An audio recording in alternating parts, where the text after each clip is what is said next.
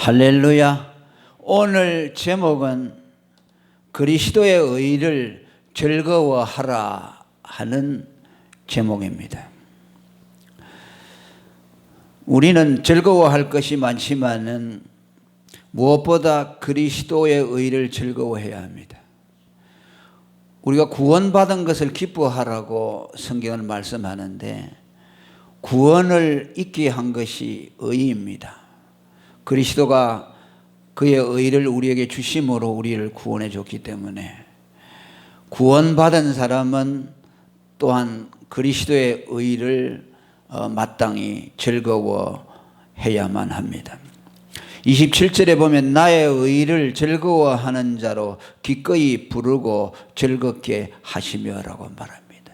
여기서 나의 의는 지금 다윗이 하는 말인데 다윗 자신의 인간적인 의로움도 포함이 되어 있지만 지난 시간에도 말씀을 들었습니다마는 인간의 의라는 것은 오래 갈 수가 없어요. 그것은 하나님 앞에 사람들끼리는 비교하고 내가 저 사람보다 좀 낫다고 할 수 있지만은 하나님 앞에 가지고 가면은 그건 다 부정되어 버리고 말죠. 그건 하나님 앞에 인정되지 않습니다. 그렇기 때문에 여기 다윗이 나의 의를 즐거워한다 하는 말은 자기 자신의 의라기보다는 그리스도를 믿음으로 하나님으로부터 난 그 의를 말씀하며 그 의를 즐거워한다 하는 말씀입니다. 우리에게 있어서 가장 소중한 즐거움이라고 할 수가 있죠. 여기 다윗의 이 찬송과 고백은 다윗 자신의 경험으로만 그치지 않고 오늘 예수를 믿는 모든 사람들에게 공이 적용이 됩니다. 다윗만이 그리스도의 의를 즐거워하는 사람이 아니고 예수 믿는 모든 사람은 다 그리스도의 의로 말미암아 그 의를 즐거워하고 또 그 의를 자랑하며 그 의로 인해서 하나님께 영광을 돌려야만 합니다. 다윗은 그리스도의 예표로 종종 말씀하고 있습니다. 나의 의, 곧 다윗의 의를 그리스도의 의와 동일시할 수 있는 근거는 성경에 다윗은 오실 자의 표상으로 말씀되었기 때문이죠. 계시록 3장 7절에 보면 예수 그리스도를 다윗의 열쇠를 가지시니라고 말씀했고 요한복음 7장 42절과 디모데후서 2장 8절에는 그리스도는 다윗의 씨로 왔다고 말씀합니다. 또 마태복음 1장에는 아브라함과 다윗의 자손 예수 그리스도라고 말합니다. 그래서 다윗이 여기 자기의 의라고 하는 것은 곧 그리스도의 의를 말하는 것이고 다윗이 나의 의를 즐거워한다는 것은 곧 그리스도의 의를 즐거워한다는 것으로 받을 수가 있습니다. 그러니까 이것은 다윗만 해당되는 것이 아니고 우리 모든 사람들에게 우리는 그렇게 고백할 수 있습니다. 그리스도의 의를 즐거워하는 사람. 나는 어떤 사람이냐? 나는 그리스도의 의를 즐거워하는 사람이다. 그것이 우리의 최고의 기쁨입니다. 의가 없다면, 그리스도의 의가 없다면 구원도 없습니다. 또 죄사함은 물론이고 영원한 생명도 올 수가 없고 또 하나님의 자녀됨의 복도 누릴 수가 없고 또 하나님 나라도 유업으로 받을 수가 없습니다. 그렇기 때문에 그리스도의 의를 가진 사람들은 그 의로 인해서 즐거워할 수밖에 없다는 말입니다. 그 그리스도의 의가 성도를 살리고 그리스도의 의가 성도에게 생명을 갖다 주고 하나님의 자녀됨의 언약을 갖다 주고 천국을 갖다 주기 때문에 그 의가 얼마나 소중합니까? 그러니까 그 의의를 즐거워할 수밖에 없다는 말씀입니다. 고린도전서 1장 30절에는 예수는 하나님께로서 나와서 우리에게 지혜와 의로움과 거룩함과 구속함이 되셨다고 말씀합니다. 그리고 두 번째로 그리스도의 의의를 즐거워하는 자는 마음이 기쁘다고 말씀합니다. 나의 의의를 즐거워하는 자로 기꺼이 부르고 즐겁게 하시며 라고 말씀합니다. 그리스도의 의의를 즐거워하는 사람은 그 의의를 즐거워할 뿐만 아니라 의의를 즐거워할 때에 그 마음도 따라서 즐거워진다는 말씀이죠. 그리스도의 의의를 가졌다는 사실, 그 의의가 내게 구원과 생명을 준다는 사실에 즐거워할 때에 그 의의를 즐거워하는 그 결과로 또 우리의 마음이 즐거워진다는 말씀이에요. 좀 복잡하지요? 다시 읽어봅니다. 나의 의의를 즐거워하는 자로 기꺼이 부르고 즐겁게 하시며.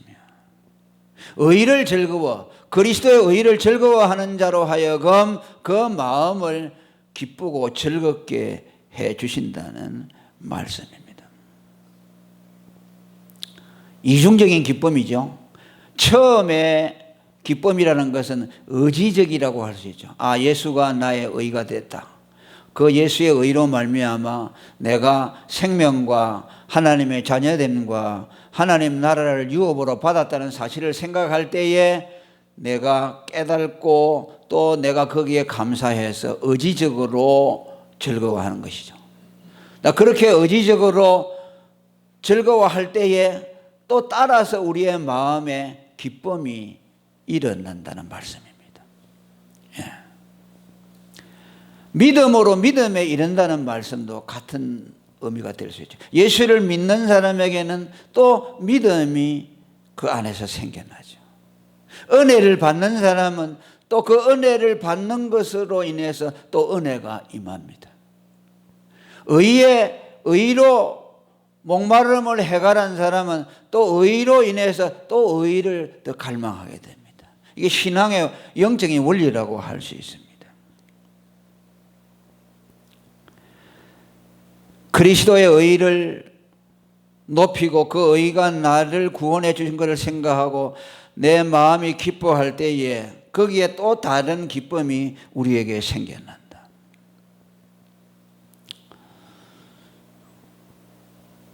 성령으로 말미암아 주어지는 기쁨이라고 할 수 있죠. 하나님의 나라는 먹고 마시는 것이 아니요 의와 평강과 희락이라. 그 마음에 하나님의 의가 임한 사람, 그 의를 즐거워하는 사람에게는 하나님의 나라가 임재하고 거기에 의와 평강과 희락이 생겨난다는 것을 말씀합니다. 이 의는 영원한 의입니다. 영원한 의이기 때문에 그 의를 가진 사람에게는 성령으로 말미암아 완전한 하나님의 기쁨이 임합니다. 그리스도를 믿어서 하나님으로부터 받은 그 의는 그 소멸이 되거나 중단되거나 없어지지 않습니다. 변하지 않습니다. 영원한 의입니다. 그래서 그 의를 내가 믿고 그 의를 즐거워할 때에 또 하늘로부터 성령으로 말미암은 기쁨이 우리에게 임해집니다. 이사야 61장 3절에 보면 의를 얻은 자들에게 따르는 기쁨을 노래하고 있습니다. 슬퍼하는 자에게 화관을 주어 그 죄를 대신하며 희락의 기름으로 그 슬픔을 대신하며 찬송의 옷으로 그 근심을 대신한다고 말씀합니다. 예수 믿는 사람의 기쁨은 그가 의롭게 되었다는 믿음의 확신에서 나오는 기쁨입니다. 존 버녀는 복음을 전하면서 죄인이 그리스도를 믿음으로 의롭다함을 받는다는 그 말을 사람들에게 말해줄 때에 하늘로부터 놀라운 은혜와 또 평강과 또 기쁨이 임했다고 고백하고 있습니다.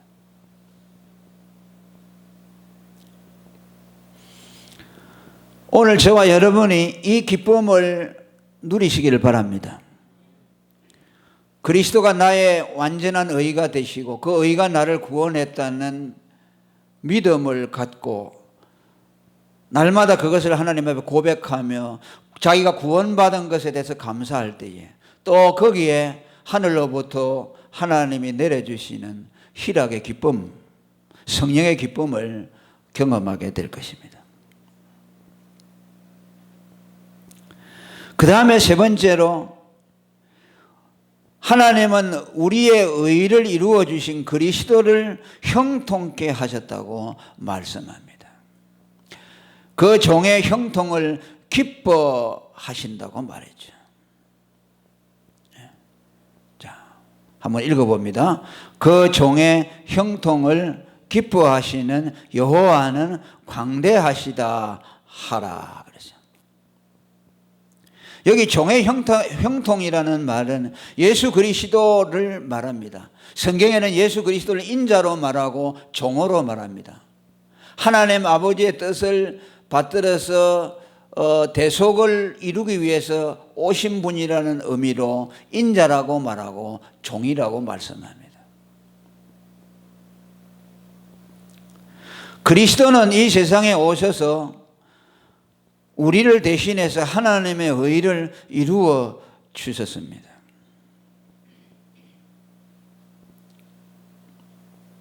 십자가에서 죽으심으로 택한 백성들의 의를 이루어 주셨습니다. 예수님이 세상에 오신 것은 한 가지 목적밖에 없습니다. 그의 택한 백성들을 구원해야 되는데 그리스도의 의만이 그들을 구원할 수 있기 때문에 하나님의 아들이 사람의 몸을 입고 와서 십자가에서 죽으심으로 우리에게 죄사함을 주시고 의를 입혀 주셨습니다. 오직 그 한 가지 목적을 위해서 왔습니다. 인간이 구원을 얻고 멸망을 얻느냐 하는 갈림길이 어디에서 되느냐? 그리스도의 의를 가지고 있느냐 없느냐에 따라서 결정되는 겁니다. 그러니까 얼마나 중요합니까?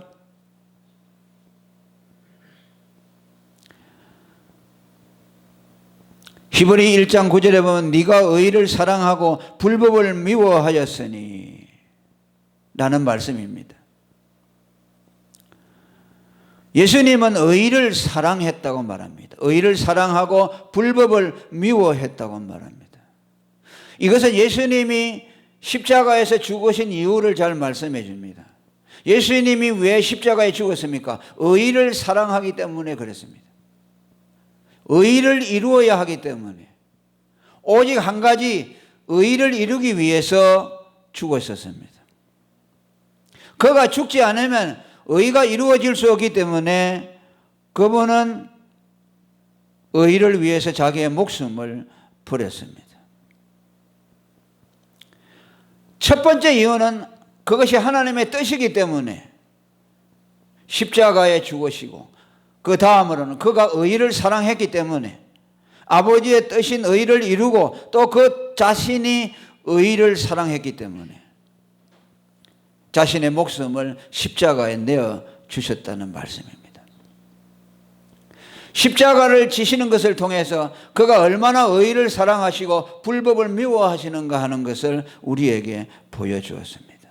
그래서 그는 그의 죽음을 통해서 우리의 죄를 대속해 주시고 우리를 위한 의를 완성해 주셨습니다.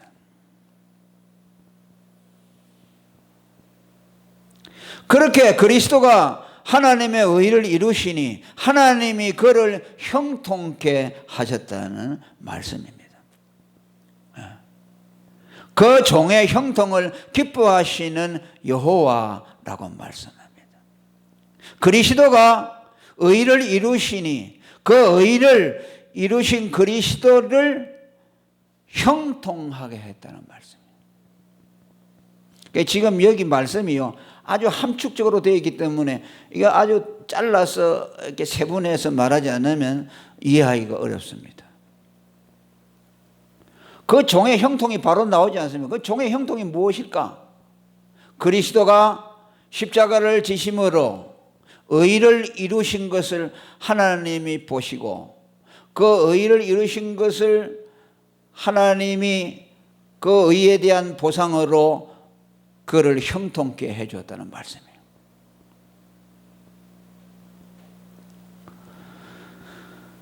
빌립보 2장 6절에 있는 말씀, 그는 근본 하나님의 본체시나 하나님과 동등됨을 취할 것으로 여기지 않고 오히려 자기를 비워 종의 형체를 가져 사람들과 같이 되었고 사람의 모양으로 나타나셨으며 자기를 낮추시고 죽기까지 복종하셨으니 곧 십자가에 죽으심이라. 이러므로 하나님이 그를 지극히 높여 모든 이름 위에 뛰어난 이름을 주사 하늘에 있는 자들과 땅에 있는 자들과 땅 아래에 있는 자들로 모든 무릎을 예수의 이름에 꿇게 하셨다. 할렐루야. 이것이 그리스도를 형통하게 했다는 뜻입니다. 십자가에 죽기까지 복종했더니 그를 일으키시고 모든 이름 위에 뛰어난 이름을 주시고 하늘에 있는 것, 땅에 있는 것, 땅 아래에 있는 모든 자들이 무릎이 예수의 이름 앞에 꿇게 하셨다. 이거보다 큰 복이 어디 있습니까? 이거보다 큰 형통이 어디 있습니까? 예수가 만물의 주가 되셨다는 말씀입니다. 그 앞에 전부 무릎을 꿇게 되었습니다. 그리고 그 그리스도는 그의 구속을 통해서 교회 위에 만물을 충만케 하시는 충만으로 교회를 충만케 했다고 그랬어요.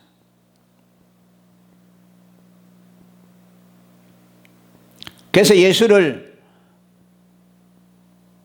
믿어야만 구원을 얻도록. 왜? 그분이 하나님의 의가 되었기 때문에. 그분의 의를 가져야만 모든 죄인이 구원을 받기 때문에 그 이름 앞에 무릎을 꿇지 않으면 안 되죠.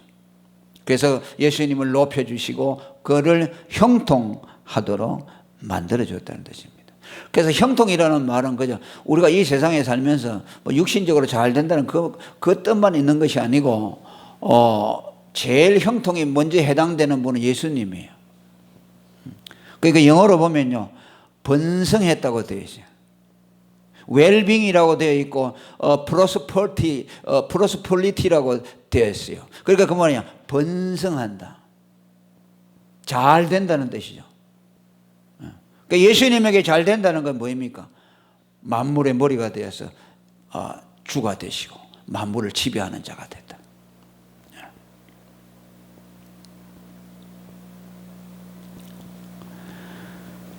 그리고 그 의를 이루신 그리스도를 하나님이 형통케 해주신 것에 대해서 또 하나님을 높이라고 말씀합니다.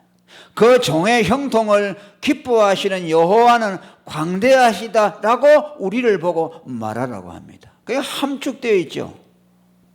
그리스도가 의를 이루심으로 하나님이 그리스도를 형통케 하시고 또 그 형통케 하신 하나님의 그 광대하심을 우리가 찬양하라고 말씀합니다.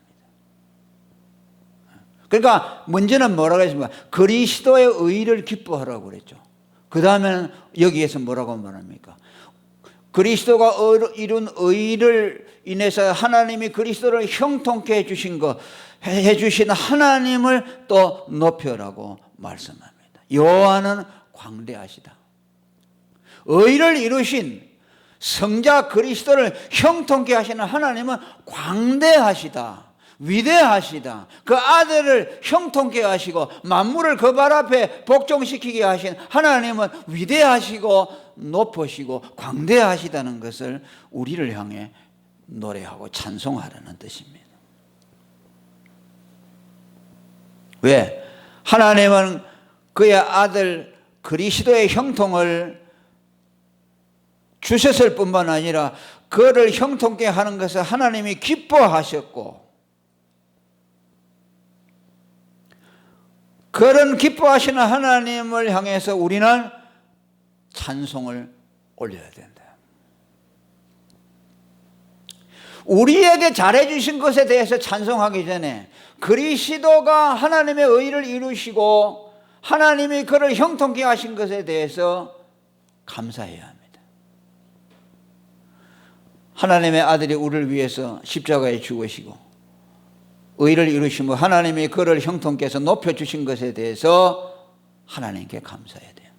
내게 하나님이 잘해주신 거, 이거 이전에 하나님이 그리스도를 형통케 해주신 것에 대해서 감사해야 돼요. 왜? 그리스도가 우리의 의를 이루지 못했다면 우리에게는 희망이 없죠.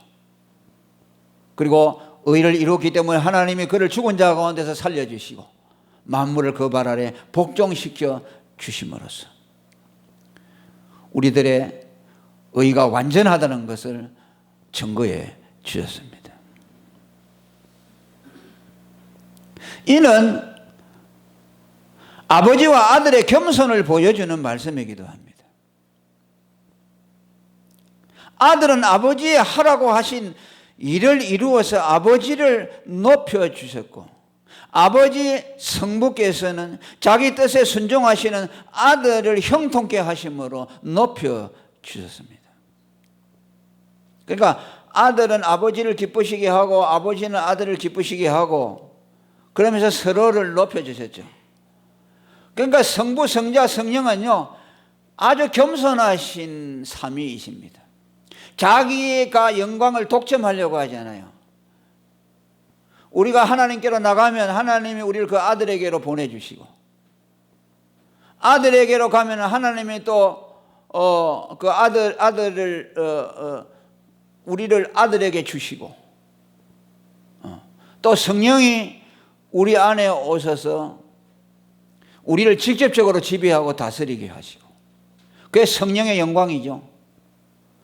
성부 하나님과 성자 그리스도는 하늘에 계시고 성령께서 오셔서 직접 우리를 통치하시고 하나님을 우리에게 계시하시고 그 아들의 사랑을 계시해 주시고 직접 우리를 지배하니까 실제적으로 우리를 통치하시는 분은 성령이시죠.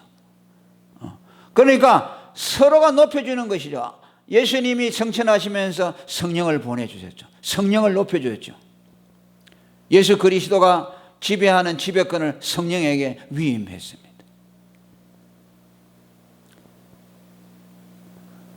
원래 우리는 아버지의 것이었는데 아버지께서 아들에게 주셨다고 말했죠. 그러니까 서로 높이는 게 독점이 없어요.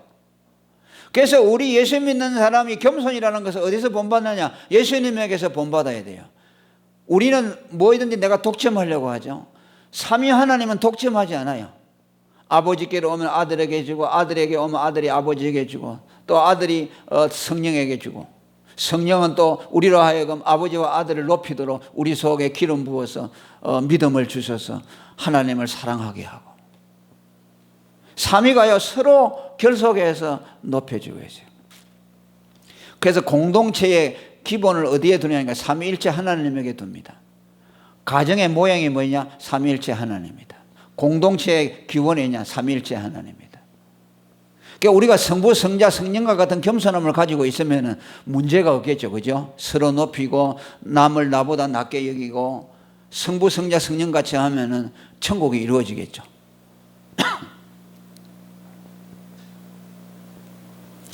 요한복음 17장 4절에 아버지께서 내게 하라고 주신 일을 내가 이루어 아버지를 이 세상에서 영화롭게 하였사오니 아버지여 창세전에 내가 아버지와 함께 가졌던 영화로서 지금도 아버지와 함께 나를 영화롭게 하옵소서.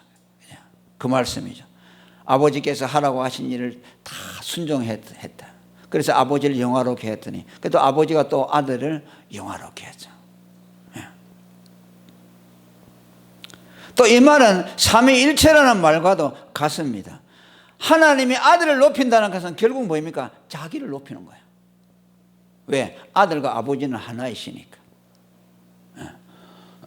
그러니까 아버지가 아들을 높이는 것은 그 자신을 높이는 것이죠. 또 아들이 아버지를 높이는 것은 뭐예요? 자신을 높이는 것이죠. 왜? 자기가 아버지와 동등이시다고 했잖아요. 그러니까 삼위일체 교리가 여기 다 녹아야죠. 예.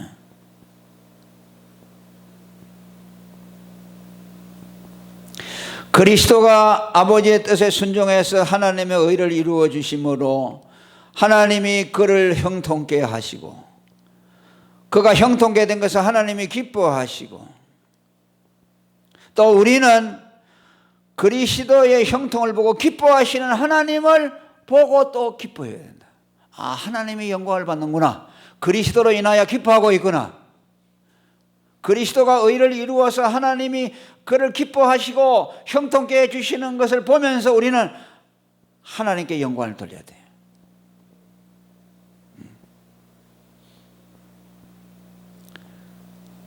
그래서 예수 믿는 사람의 즐거움은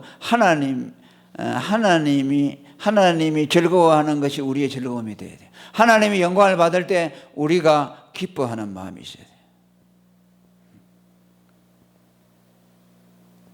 그러면서 28절에 그 하나님의 사랑과 은총을 생각하면서 나의 혀가 주의 의를 말하며 종일토록 주를 찬송하리이다. 오늘 주제가 의지요. 그리스도의 의지요. 나의 혀가 주의 의를 말한다. 오늘 주제를 말합니다. 그리스도의 의를 말하겠다는 거죠. 혀가 뭘 말하느냐?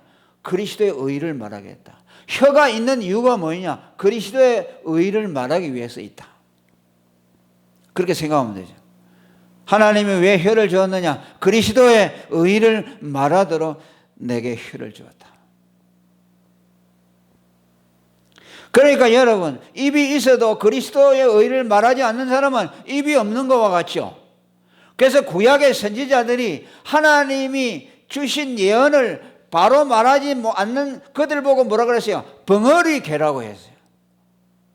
하나님이 장차 오실 그리스도를 말씀했고 그분을 말하라고 했지만은 선지자들이 미련하고 어리석어서 그리스도를 말하지 않는 거죠. 엉뚱한 것을 말하는 거죠. 그러니까 뭐야? 그 입이 있으나 만하죠. 그래서 벙어리 개, 짖지 못하는 개라고 하죠.